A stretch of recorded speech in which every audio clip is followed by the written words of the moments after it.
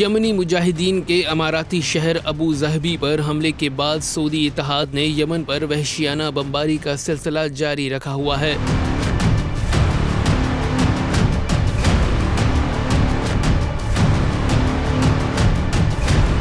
صنعاء پر سعودی اتحاد کے جارحانہ حملوں میں 14 یمنی شہید اور 11 زخمی ہو گئے۔ جارح سعودی اتحاد نے گزشتہ 24 گھنٹوں کے دوران یمن کے مختلف علاقوں پر 50 سے زائد فضائی حملے کیے۔ واضح رہے کہ یمنی مجاہدین نے اس سے قبل متحدہ عرب امارات کے اسٹریٹجک شہر ابو ظہبی پر ڈرون سے حملہ کیا۔ اليوم على كل الدول التي لها علاقات اقتصادية بالإمارات